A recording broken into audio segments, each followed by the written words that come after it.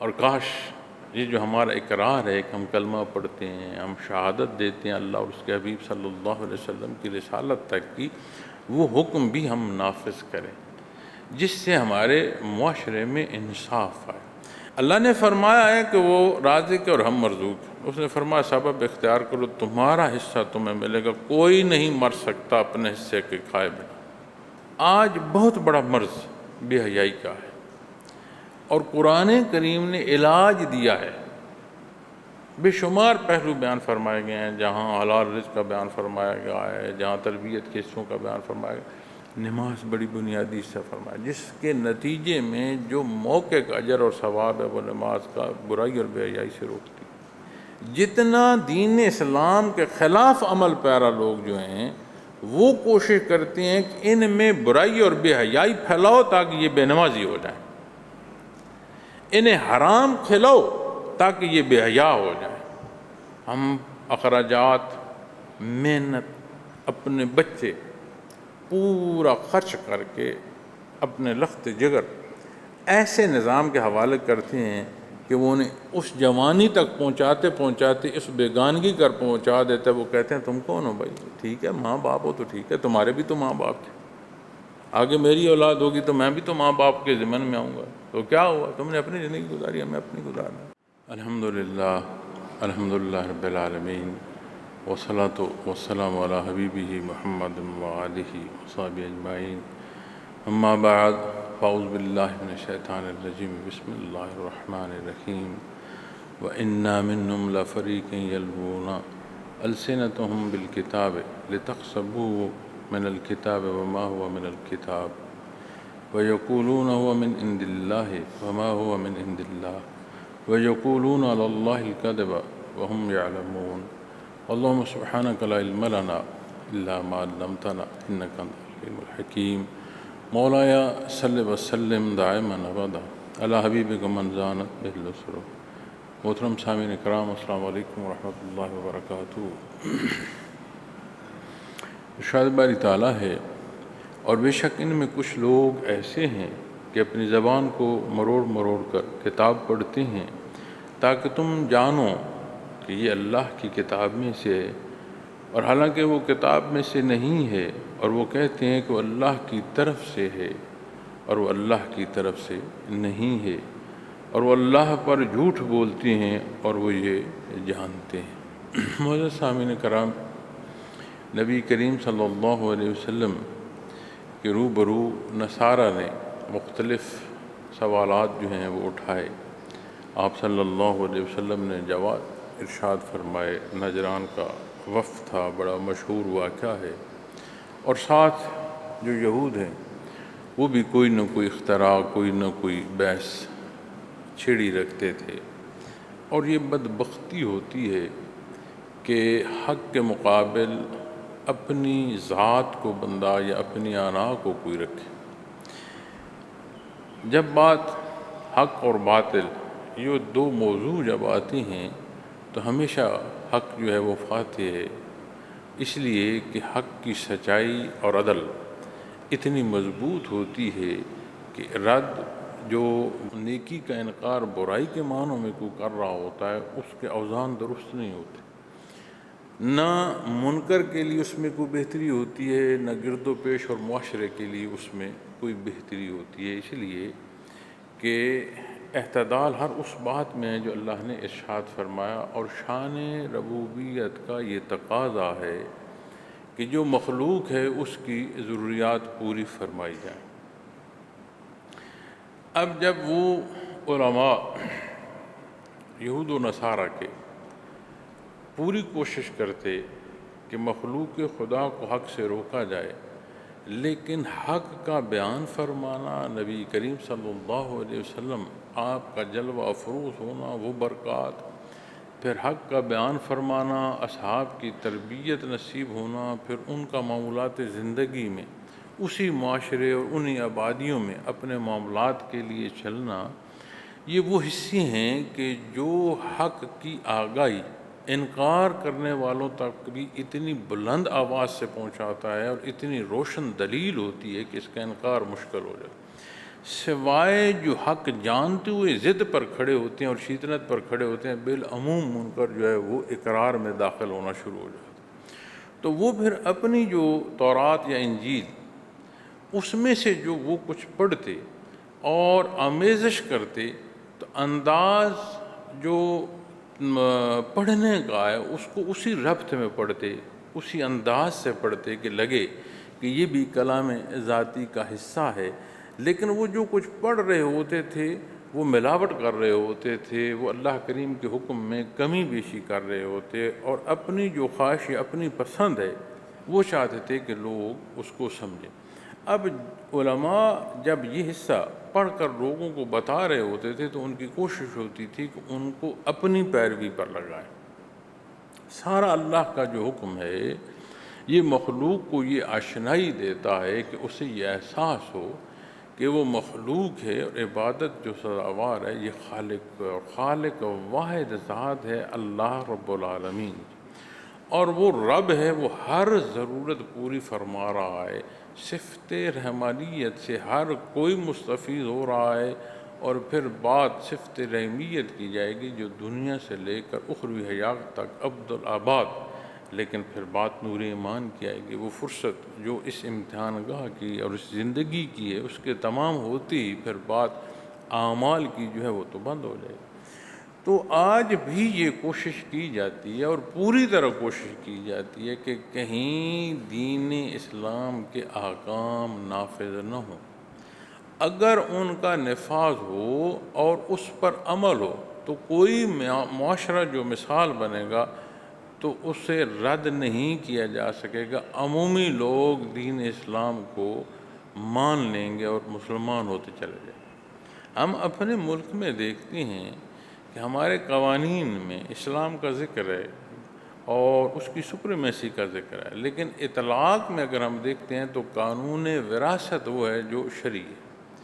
اب قانون وراثت کی تقسیم میں کوئی غلطی اور زیادتی کرتا ہے تو وہ اس کی اپنی انا یا اپنا لالچ، لیکن کبھی بھی قانون وراثت میں معاشرے کے کسی حصے سے آپ یہ آواز نہیں سنیں گے کہ اس میں کوئی بے انصافی ہے، اس لیے کہ اللہ نے وہ مقرر فرمایا ہے، اور اللہ کریم قادر مطلق ہیں، وہ اس محتاج کی ہر احتیاج سے واقف ہیں۔ اس کا مزاج، آج ہم کوئی بھی بات کرتے ہیں، کوئی معاملہ پیش آتا ہے، کسی کی کوئی رائے آتی ہے، تو عجیب جو کیفیت وہ یہ ہے کہ مزاج پر گراں گزرتا ہے۔ حالانکہ مزاج کو اصول کے تحت دیکھنا چاہیے کہ اصول میں بات درست ہے یا غلط ہے، اپنے مزاج کو ان اصولوں پر لانا چاہیے جو درست اور غلط کا تعین کر رہے ہیں، یعنی درست پہلو اختیار کیا جائے۔ لیکن بالعموم جو رواج ہوگی یہ چیز وہ یہ ہوگی ہے کہ پسند و ناپسند ذاتی پر ہم انحصار کر رہے ہیں۔ اب جب بات اسلامی احکام کی آتی ہے تو اس میں اعتدال ہے، اس میں ظلم نہیں ہے، ہر ایک کو اس کا حق اور ہر تجاوز کرنے والے کا روکنا اور ہر مظلوم کا تحفظ، ہر پہلو جس سے بھی آپ جائزہ لیں وہ جامع و اکمل بات۔ تو میں نے قانون وراثت کی مثال اسی لیے دی کہ قانون وراثت میں ہر ایک کو جو اس کا حق ہے وہ اسے ملتا ہے۔ ہمارے اعتراضات اپنی دھوکہ دہی پر پیدا ہوتے ہیں، تقسیم پر کوئی نہیں کرتا۔ کیوں؟ اس لیے کہ وہ جامع بات۔ اور کاش یہ جو ہمارا اقرار ہے کہ ہم کلمہ پڑھتے ہیں، ہم شہادت دیتے ہیں اللہ اور اس کے حبیب صلی اللہ علیہ وسلم کی رسالت تک کی، وہ حکم بھی ہم نافذ کریں جس سے ہمارے معاشرے میں انصاف آئے۔ اب جب دینی احکام کی بات کی جائے تو یہ شریعت اسلامی کا نفاذ رہا ہے، اس خطے میں بھی رہا ہے، جس خطے میں ہم رہتے ہیں اس خطے میں بھی شریعت اسلامی کا نفاذ رہا ہے اور لوگوں کو عدل میسر ہے۔ ہاں یہ نہیں ہو سکتا کہ شریعت کا نفاذ ہو تو پھر جو یہاں اس نشست پر بیٹھا ہے اس کا مقام اور ہو، اور جو سامنے صف پر بیٹھا ہے اس کا مقام اور ہو، پھر عمومی جو انسانی اقدار یا انسانی حقوق و فرائض اس میں سارے ایک ہو جائیں، تو یہ بات شاید جو مقتدر حصہ ہے اسے پسند نہ آتی ہو، یا ہمارے جو سربراہان ہیں انہیں شاید پسند نہ آتی ہو، یہ ایک الگ بات ہے۔ لیکن اگر ہم اپنے موجودہ وسائل میں اور اپنے موجودہ حالات میں شریعت اسلامی کا نفاذ کریں اور اس کا اطلاق اور مساوات سے کریں تو ہمارے مسائل کا حل بھی ہے اور ہمارے معاشرے کی تربیت بھی ہے۔ پھر بہت بڑی بات کی جاتی ہے جی کہ اگر شریعت کی یا اسلامی نقاط کی بات کرتے ہیں تو کس فقہ کی بات کرتے ہیں، اور یہ کوئی نہیں بتائے گا کہ تمام فقہ جو ہیں انہوں نے متفق ہو کر ایسے نقاط بھی مرتب کیے ہیں کہ جن پر کسی فقہ کو اعتراض نہیں، اسے کوئی نقطہ اس بات پر کوئی گفتگو یا بحث نہیں کرے گا اس نقطے پر۔ بہرحال ہمارے پاس، میرے اور آپ کے پاس، شریعت کے وہ احکام جو ہم اپنی ذات پر یا اپنے اختیار پر جن کا نفاذ کر سکتے ہیں وہ تو ہے۔ اس لیے ہمارے پاس یہ جواز نہیں ہے کہ ہمارے ملک میں یا ہمارے معاشرے میں شریعت اسلامی کا نفاذ نہیں ہے اس لیے میں بھی بے راحت ہو جاؤں، ایسا نہیں۔ اگر کوئی چھلانگ کنویں میں لگا رہا ہے تو وہاں ہم چھلانگ نہیں لگاتے، اگر کوئی پہاڑ سے کود رہا ہے ہم وہاں سے پہاڑ سے چھلانگ نہیں لگاتے، اگر کوئی زہر پی رہا ہے ہم زہر نہیں پیتے۔ اس کا مطلب ہے کہ جس بات کو ہم اپنا رہے ہیں اس میں ہماری اپنی لذات کا اور اپنی خواہشات کا بھی دخل ہے۔ تو جب ہم اپنی ذات اور اپنے تحت اہل خانہ، گھر، جہاں تک عمل اختیار ہے وہاں تک شریعت اسلامی سے عمل پیرا ہوں گے تو یقیناً ایک باہم بھائی چارہ اور ایک اتفاق کی کیفیت ہر رشتے کی مناسبت سے پیدا ہوتی چلی جائے گی۔ تو یہ وہ اصول ہیں جو قرآن کریم نے بیان فرمایا اور عملی صورت بنفس نفیس نبی کریم صلی اللہ علیہ وسلم نے مخلوق کو سکھائی۔ اب جب اس میں کمی بیشی کی جاتی ہے تو آپ غور فرمائیں کہ نفاذ میں یہ کہہ دیا جاتا ہے کہ جی ابھی ممکن نہیں ہے، ہماری پوری کوشش۔ بارہ یہ فکرے ہم نے سنے۔ یہی بات جب دینی حصوں پر آتی ہے تو کتنے ایسے معاملات پیش آتے ہیں جن پر ماننے والے اور عمل تک کے ماننے والوں کی بات کر رہا ہوں، وہ چاہتے ہیں کہ یہاں شرعی فتویٰ جو ہے وہ ملے۔ اب جسے مسئلہ درپیش ہوتا ہے اسے معلوم ہے کہ واقعہ کیا ہے، اور یہ بھی ہوتا ہے کہ جس کے پاس وہ اپنی رائے لینے یا فتویٰ لینے، رہنمائی لینے گیا ہے اسے بھی بتاتا ہے، اسے بھی معلوم ہے کہ جو الفاظ یا جو معاملہ پیش آئے اس میں فقہ کا حکم کیا ہے۔ اب جب بات فتوے کی آتی ہے، قرآن کریم کے حکم کی آتی ہے، نبی کریم صلی اللہ علیہ وسلم کے حکم کی آتی ہے، تو بات مولانا کی یا مفتی کی نہیں ہوتی۔ وہ علمی استعداد جو اس قابل کر دے کہ قرآن کریم کا حکم وضاحت سے اور اس موقع کی مناسبت سے اسے تعلیم دے جو اس درجے کا علم نہیں رکھتا، یہ بنیادی ذمہ داری ہے اور یہی حدود ہے۔ اب جو جانتا ہے کہ معاملہ یہ ہے اور جسے معاملہ پیش ہے وہ بھی جانتا ہے اور دونوں قرآن کریم کے ماننے والے ہیں، دونوں صاحب ایمان ہیں، دونوں مسلمان ہیں، دونوں کا دعویٰ ایمان ہے، پھر جب وہ بیٹھ کر بات کرتے ہوئے یہ گٹھ جوڑ کریں کہ الفاظ کو بدل دو تو پھر حکم بدل جائے۔ تو قرآن کریم جو حصہ ارشاد فرما رہا ہے یہ وہ حصہ جو یہود و نصارہ کرتے ہیں۔ حق سے کوئی بھی کسی معاملے میں بھی جب تجاوز کرے گا کسی صورت میں، اضافے یا کمی، وہ کسی نہ کسی اس کی پیروی کر رہا ہوگا جو اللہ اور اس کے حبیب کے خلاف سفرار ہے۔ انبیاء علیہ السلام کے خلاف جو لوگ سفر آ رہے ہیں، جو شیطنت پر چلے، جنہوں نے شیطان کی راہ اختیار کی، ہر عمل کسی نہ کسی الفاظ سے لے کر عمل تک ان کی اقتداء اور پیروی ہوگی۔ اس لیے حق تو بڑا صاف ہے، بڑا واضح ہے، جو قرآن کریم نے فرمایا، جو سنت خیر الانام۔ پھر وہ جو دھوکہ دیتے تھے وہ ان کا اپنا عمل ہے اور بہت بڑا ظلم ہے، جھوٹ ہے، پھر وہ جھوٹ اللہ پر باندھ رہے ہیں، اس لیے کہ اللہ نے تو حکم نہیں دیا۔ تو فرمایا زبان کو مروڑ مروڑ کر کتاب پڑھتی ہیں، لِتَحْسَبُوهُ مِنَ الْكِتَابِ وَمَا هُوَ مِنَ الْكِتَابِ، تاکہ تم جانو کہ یہ اللہ کی کتاب میں سے ہے، وَمَا هُوَ مِنَ الْكِتَابِ، حالانکہ وہ کتاب میں سے نہیں، اللہ نے نازل نہیں فرمایا۔ تو میں نے جو چند گزارشات پیش کی ہیں وہ اس ضمن میں کی ہیں کہ قرآن کریم میں جو کچھ فرمایا گیا وہ بڑا واضح، اس متشابہ حصے کی بھی بات آئے جس سے اختیار کرتے ہوئے کمی بیشی کی جاتی ہے، اس میں بھی حدود و قیود نبی کریم صلی اللہ علیہ وسلم نے مقرر فرما دی ہیں، اور محکم حصوں کے تحت متشابہ حصوں کو بھی دیکھا جائے۔ قرآن کریم نے یہ بھی ارشاد فرمایا ہے کہ آیات کے نزول سے جہاں اللہ کی جنہیں رضا نصیب ہے ان کے ایمان میں ترقی ہوتی ہے، وہاں جن کے قلوب میں نفاق اور مرض ہے ان کا مرض بڑھ جاتا ہے، وہ ان کے لیے دوسری طرف چلنے کا سبب ہو جاتا ہے۔ کیوں؟ وہ اعتراض کرتے ہیں مقابلے پر۔ تو یہ انتہائی باریک حصہ لیکن بڑا واضح حصہ ہے اور بالعموم زندگی کا حصہ ہے۔ تو عموماً جب ہم بات اپنے معاملات کی کرتے ہیں تو طلاق کے معاملے میں اکثر یہ دیکھا گیا ہے کہ یہ خواہش ہوتی ہے، واقع ہو گئی ہے، مانتے ہیں، پتہ ہے، معلوم ہوتا ہے، پھر چاہتے ہیں کہ کوئی ایسی رائے جو ہماری ضرورت جو خواہش کے تحت ہے اس کے موافق آ جائے تاکہ ہم اسے اختیار کر لیں۔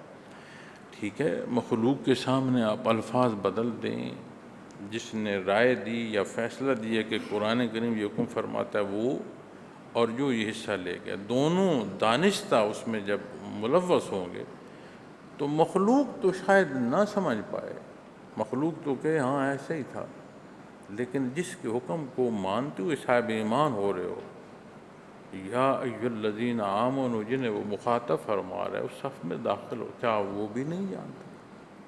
تو اس کے حضور جب معاملہ پیش ہوگا پھر کیا ہوگا؟ پھر کون سے الفاظ کی رد و بدل ہوگی؟ تو اس لیے عمومی زندگی سے لے کر خصوصی معاملات اپنا محاسبہ کرتے رہنا چاہیے، اور جتنا علم بڑھتا ہے، جتنی استعداد بڑھتی ہے، اتنی ذمہ داری بڑھتی ہے۔ اب جو صف میں بیٹھ رہا ہے یقیناً وہ ایک ذمہ دار ہے، لیکن جو ممبر رسول پر بیٹھ کر بات کر رہے ہیں اس کی ذمہ داری اور اس کی نزاکت اور بڑھ جائے، اسے اور ضرورت ہے کہ دھیان دے۔ اور اگر ہم اپنی ذات، اپنی انا اور اپنی للکار میں لگے رہیں تو پھر لگے رہو بھائی میاں، یہ ہمیشہ کی بات نہیں ہے، بڑی بڑی بلند آوازیں تھیں، آج نہیں ہیں۔ ہم بھی جتنا زور بیاں اختیار کر لیں، کل یہ آواز کوئی نہیں ہوگی۔ تو وہ جو کوشش کرتے تھے دین میں تحریف کی، اب تورات و انجیل میں ویسے ہی بے شمار کمی بیشی کر دی گئی، بے شمار اضافے کر دی گئے، اتنے ناموں سے موسوم کر دی گئی کہ جس ذات پر اللہ نے اپنے مقرب ہستی پر نازل کلام فرمایا، اس مقرب نام کے بجائے کتنے اور نام ہیں جن سے منسوب کر دی گئیں، اور خاص کر کے جو انجیل۔ تو یہود جو ہیں وہ پوری کوشش کرتے تھے کہ اس تحریف سے مخلوق کو مزید گمراہ کرے۔ اب یہ میں نے ایک پہلو عرض کیا۔ اب جہاں گمراہ کرنے کی کوشش کی جا رہی ہے اس میں مسلمانوں پر بھی وہ وار کرتے تھے، اور اپنے جو دین کے حامی ہیں ان کو بھی گمراہی میں شامل رکھنے کے لیے یہ وار کرتے تھے۔ کیوں؟ اس لیے کہ نبی کریم صلی اللہ علیہ وسلم حق بیان فرما رہے ہیں، اور صحابہ کرام رضوان اللہ علیہم اجمعین آپ کی معیت میں، اور کیسے خوش بخت ہیں کہ معیت محمد رسول اللہ صلی اللہ علیہ وسلم نصیب ہے، ایک عملی نمونہ پورے معاشرے میں سامنے۔ تو وہ پھر پوری کوشش کرتے تھے کہ جو ان کے پیرو ہیں وہ ایمان نہ لے آئیں۔ تو وہ یہ اس حوالے سے کہ یہ دیکھیں جی، یہ بھی اللہ نے فرمایا، یہ بھی اللہ کا حکم ہے، یہ اللہ کی کتاب ہے، یہ بھی اللہ کے نبی پر نازل ہے۔ تو وہ پوری کوشش کرتے ہیں، اور وہ کتاب جو ہے کا حصہ نہ تھی، وما ہوا من الکتاب، حالانکہ وہ کتاب میں سے نہیں ہے۔ وَيَقُولُونَ هُوَ مِنْ عِنْدِ اللَّهِ، اور وہ کہتے ہیں، کیا کہتے ہیں؟ کہ یہ اللہ کی طرف سے کتاب میں نہیں ہے، اضافہ کر رہے ہیں، کمی بیشی سے اپنا مطلب جو ہے وہ داخل کر رہے ہیں، اور ساتھ اعلان بھی ہے۔ ایک ہے کہ کسی کو اعلان نہ کیا جائے، اشارہ ایسا دیا جائے کہ وہ الجھ جائے، وہ سمجھے کہ یہ جو پڑھ رہے ہیں یہ کلام ذاتی ہے، اور پھر صرف اشارہ نہیں ہے، پھر پوری کوشش کی جاتی ہے۔ وَيَقُولُونَ هُوَ مِنْ عِنْدِ اللَّهِ، اور وہ کہتے ہیں کہ وہ اللہ کی طرف سے ہے، یعنی وہ پوشیدہ حربوں سے لے کر ظاہری حصوں تک یہ تحریف جو ہے پوری کوشش کرتے ہیں کہ یہ مخلوق میں جائے۔ اور اللہ جل شانہ فرماتے ہیں وما ہوا من عند اللہ، اور وہ اللہ کی طرف سے نہیں ہے، یعنی وہ سیدھا سیدھا وہ ایسا کذب کر رہے ہیں، اللہ پر جھوٹ باندھ رہے ہیں اور زیادتی کر رہے ہیں، مخلوق کو گمراہ۔ اب ان دونوں حصوں میں نے ایک حصہ بیان کیا جو بیان کر رہے ہیں۔ یقیناً اس غلطی اور اس گناہ جو ہے اتنا بڑا ہے کہ اس کے کئی پہلو ہیں۔ جو ہے نہیں وہ بول رہی ہیں، جو اللہ نے فرمایا نہیں وہ اللہ سے منسوب کر رہے ہیں، کتنی پہلو۔ پھر جنہیں مخاطب کر رہے ہیں انہیں مزید غرق کرنے کا سبب ہو رہا ہے، تو بے شمار پہلو ہیں۔ لیکن اگر کلی معنوں میں دیکھا جائے اور جہاں یہ خطاب کا یا کلام اور سماعت ہو رہی ہے وہاں آئے تو یہ دو حصے۔ جب دوسرے حصے میں آئیں تو کیا دوسرے حصے کے ذمہ نہیں ہے کہ وہ دین کو جانیں؟ دنیا کے کسی خطے کسی ملک میں جائیں تو وہاں کے قانون کی خلاف ورزی پر آپ یہ جواز نہیں دے سکتے کہ میں ان پڑھ ہوں۔ آپ وہاں یہ جواز نہیں دے سکتے کہ میں غیر ملک سے آیا ہوں۔ آپ یہ جواز نہیں دے سکتے کہ میں قانون کو نہیں جانتا۔ اپنے ملک کے اپنے قانون میں آپ کسی عدالت میں یہ جواز نہیں دے سکتے کہ میں قانون کو نہیں جانتا اس لیے مجھے سزا نہ دی جائے، آپ کو جرم کی سزا دی جائے گی۔ کیوں؟ اس لیے کہ وہ جو شہری ہے یا وہ جو مسافر ہے، ہر دو کے ذمے ہے کہ موجود جو جس جگہ پر ہے اس خطے کا جو قانون ہے اسے جانتا ہو اور اس کے مطابق عمل کرے۔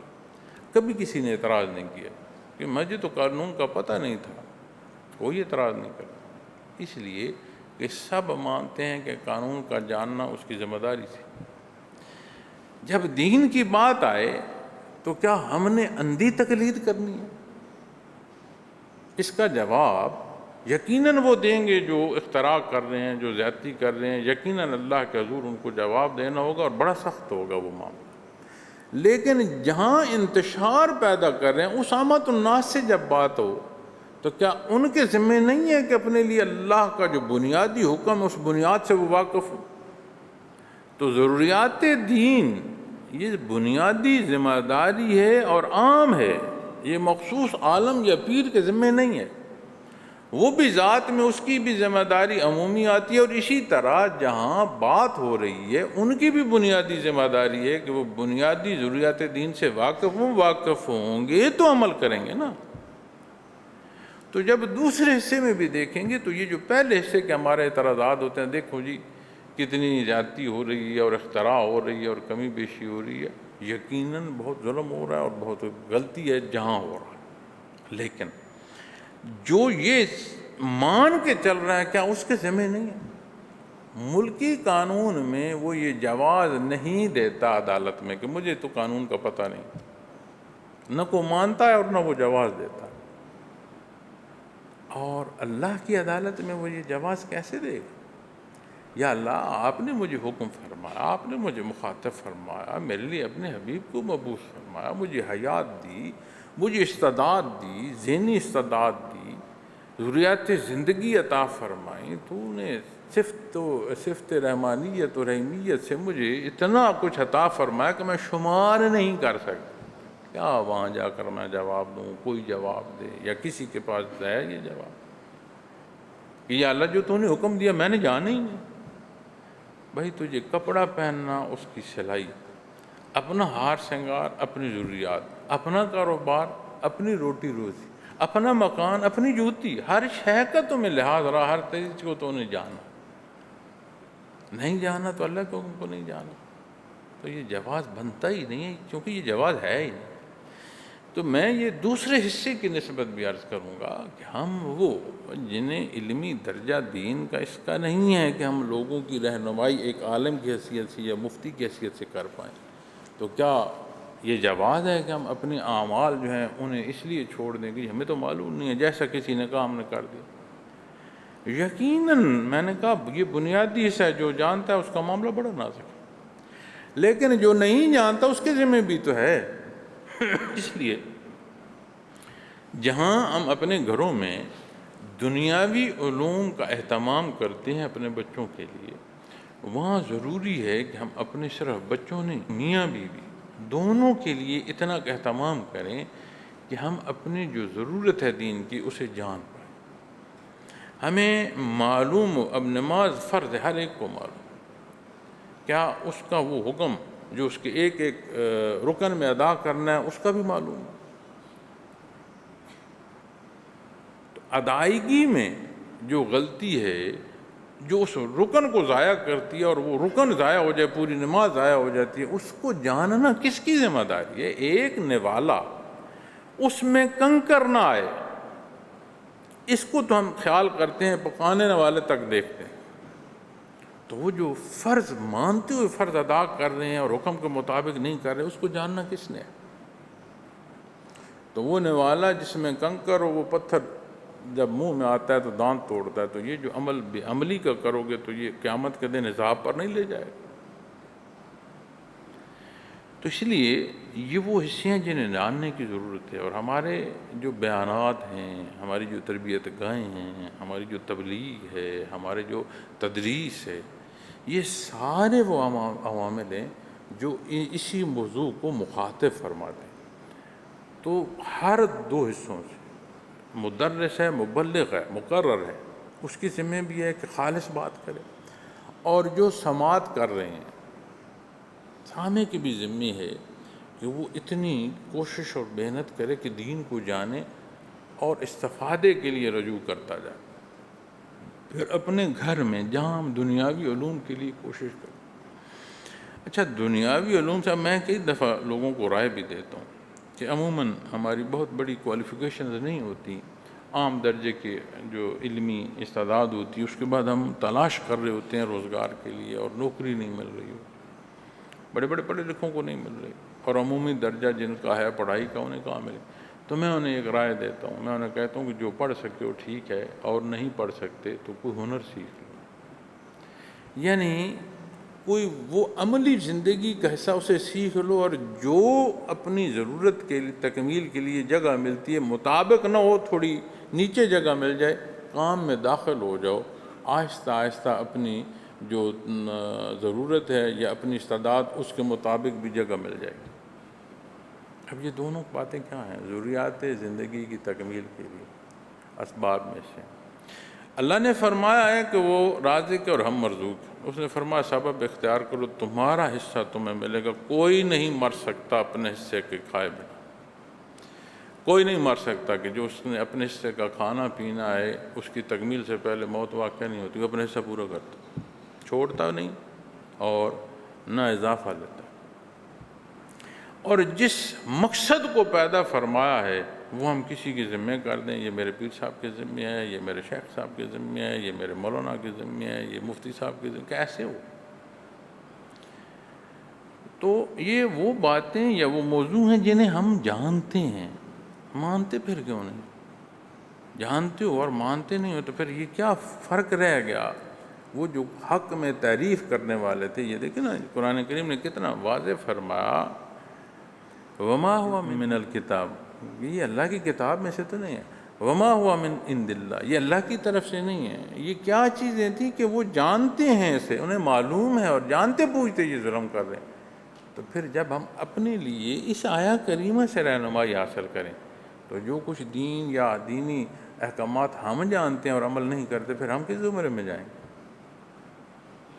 تو میں یہ عرض کروں گا کہ ہمیں یہ کوشش کرنے کی ضرورت ہے، اور ہر وقت ضرورت ہے، اور جتنی برائی بڑھتی ہے اس برائی کے سامنے رکاوٹ اچھائی اور نیکی سے کی جا سکتی ہے۔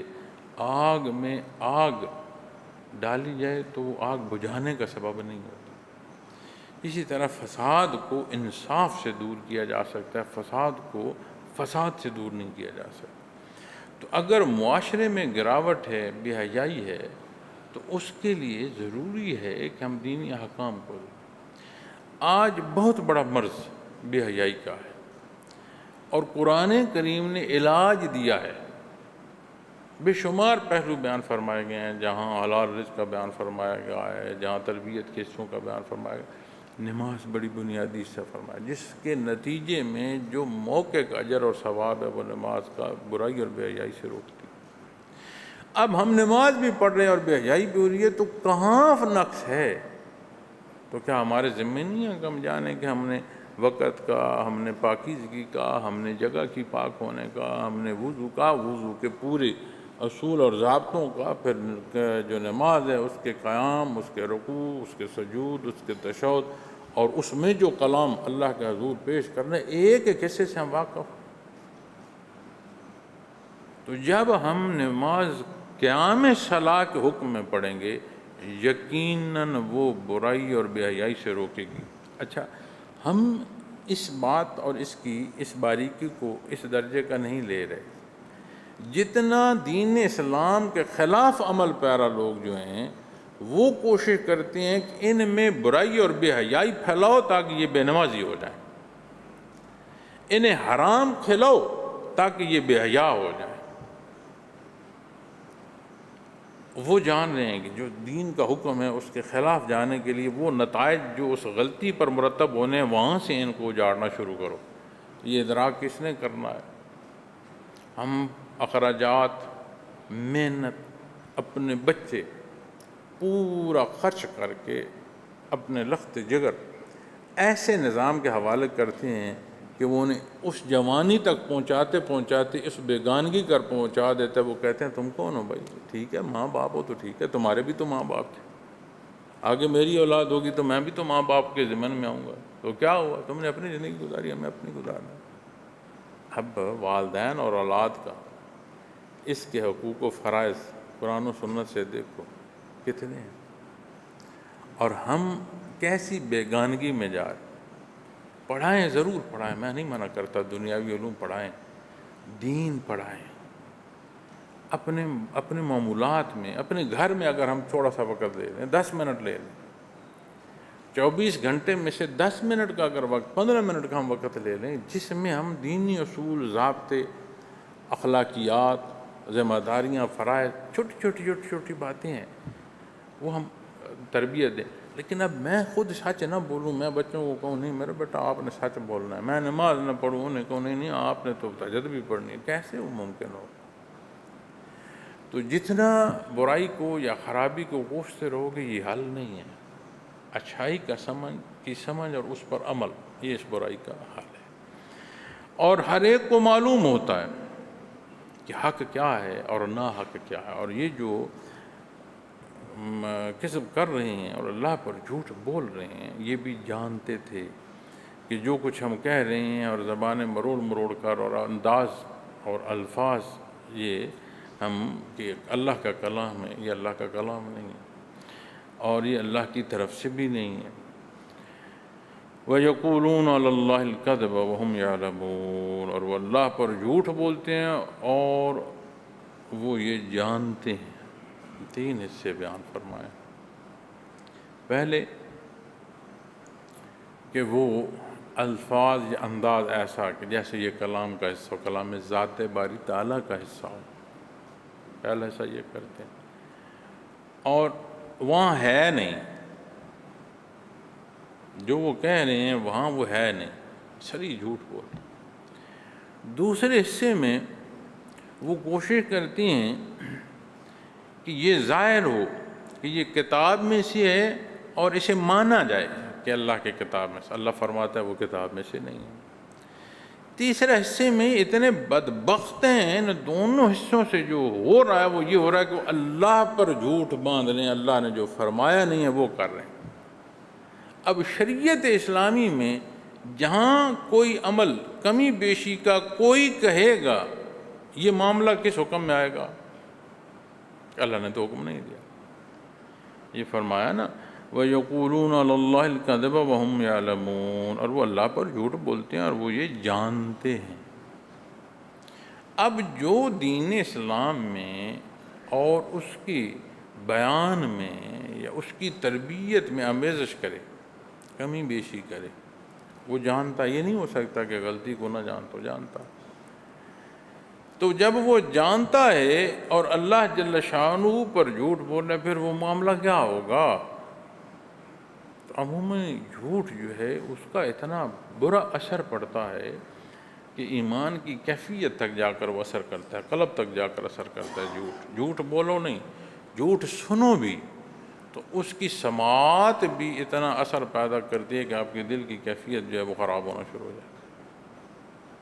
یہ جو ہم پوری دنیا کے حالات جاننے کے لیے ذرائع ابلاغ کے سامنے ہر وقت اور ہمہ وقت بیٹھے ہیں، بے شمار جھوٹ بولا جا رہا ہے، اور جو لوگ بول رہے ہیں یا جن کو دکھایا جا رہا ہے ان کا کردار اور ان کا کلام، وہ اپنے ساتھ اپنے کردار اور اپنے کلام کا اثر لیتے ہیں۔ غیر ضروری جو ہم بیٹھتے ہیں وہ ہمارے لیے جھوٹ سننا ہمارے اندر کمزوری پیدا کرتا ہے، وقت ضائع ہوتا، بے شمار اور روپیہ پیسہ ضائع ہوتا ہے، لیکن ہمارے اندر ہمارے ایمان پر جا کر وہ اثر انداز ہوتا ہے، ہمیں کمزور کر رہا ہوتا ہے۔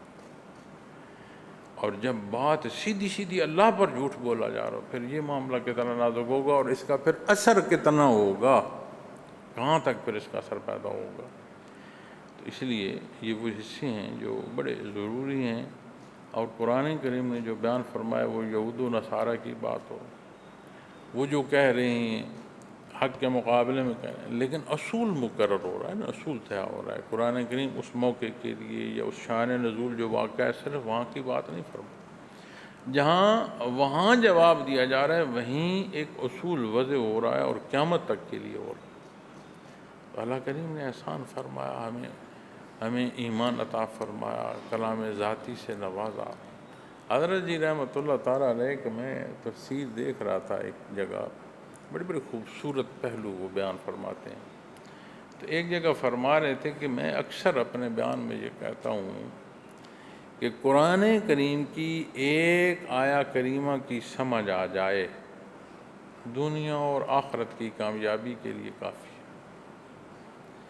اور پھر فرماتے ہیں کہ اللہ نے بعثت محمد رسول اللہ صلی اللہ علیہ وسلم سے ہمیں یہ نوازا کہ اللہ کلام فرماتے گئے اور ہمیں پورا قرآن کریم نصیب ہو گیا۔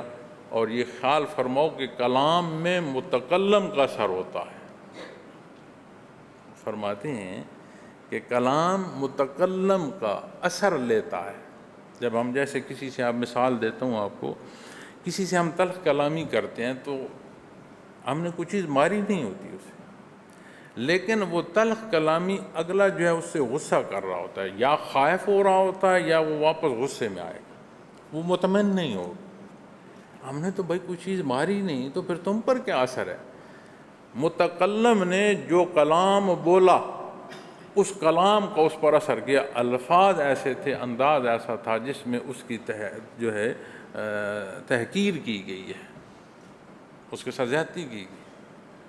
تو اگر وہ طاقتور ہے یا غصہ بار ہے تو وہ غصے میں آ گیا، اور اگر وہ کمزور ہے تو وہ ڈر گیا، پیچھے آ گیا، اس پر اس کا اثر۔ ہم کسی کی محبت میں اور احترام میں چند جملے بولتے ہیں، اب وہ الفاظ اس تک پہنچتے ہیں، وہ خوش ہوتا ہے اور ہماری طرف مسکرا کر دیکھتا ہے، اور اسے اور ہمارے رشتے میں اور محبت پیدا ہوتی ہے۔ ان دونوں صورتوں میں کوئی شے فزیکلی نہ کسی نے دی ہے، نہ کسی نے لی ہے، نہ کسی نے مارا ہے، نہ کسی کو مار پڑی۔ کیا ہوا ہے؟ متکلم کے جو الفاظ تھے وہ اثر لے کر گئے ہیں مخاطب پر۔ حضرت فرماتے ہیں اللہ کا احسان ہے کہ اللہ کلام فرماتا گیا اور ہمیں پورا قرآن کریم نصیب ہو گیا، اور کلام اللہ کا ہے، مخاطب ہم ہیں، ہم تو مخاطب ہیں، کلام اللہ کا ہے، تو متکلم کا اثر سارا قرآن ہمیں نصیب ہوتا ہے۔ یہ کتنے بخت کی بات ہے۔ پھر جتنی ہماری ضروریات، جتنی ہماری خواہشات، احساسات، اتنی باریکی تک قرآن کریم نے بیان فرمائے ہیں کہ کوئی کہیں غلط فہمی نہیں رہی۔ اللہ کریم قرآن کریم کی سمجھ عطا فرمائے، اس پر عمل کی توفیق عطا فرمائے، اور یہ نزاکت یہ عمومی بات نہیں ہے۔ جتنی بڑی عطا ہے نا، اتنا بڑا پھر امتحان بھی ہے۔ عمومی بندے پر اعتراض ہوتا ہے غلطی پر، لیکن ذمہ دار پر جب غلطی کی باری آتی ہے تو اس پر جو تفتیش ہے یا اس کا جو اعتراض ہے بہت بڑھ جاتا ہے کہ تم تو ذمہ دار ہو، تم نے یہ کیا کیا، تو بہت بڑا فرق پڑ جاتا ہے۔ تو قرآن کریم دیکھنا، قرآن کریم چھونا، قرآن کریم کا گھر میں ہونا، ہر پہلو سے قرآن کریم سے متعلق گفتگو نصیب ہونا، ہر پہلو سے برکت ہے۔ لیکن جو کلام ہمیں مخاطب فرما رہا ہے وہ متکلم اللہ رب العالمین کا کلام اور وہ اثر، تو مخاطب جب اسے تلاوت کرے، اسے جب پڑھے، کتنی برکات اسے نصیب ہونی۔ پھر حکم دیا گیا ہے، ضرورت یعنی محتاج کی احتیاج پوری فرمائی گئی ہے، تو پھر اسے جان کر پڑھ رہا ہو، پھر اس کے اسرار و معارف کو جان رہا ہو۔ آپ غور فرمائیں نا کہ کتنے پہلوؤں سے پھر زندگی مزین ہوگی۔ اس لیے اپنے اوقات کار میں دین کا سمجھنا اس کا حصہ مقرر فرمائیں۔ لیکن یاد رکھیے گا کہ قرآن کریم کا ترجمہ پڑھ کر اپنی رائے نہیں قائم کی جا سکتی، تاکہ ان حدود کا جاننا یا ان حدود کے تحت بات نہ لی جائے جو اجماع سے آج تک خیر القرون اور نبی کے وسلم کے ارشادات اور حدود کو جو آپ نے مقرر فرمائی ہیں ان کے تحت نہ ہو۔ اللہ کریم میرا اور آپ کا حامی و ناصر ہو۔ وآخر دعوانا الحمدللہ۔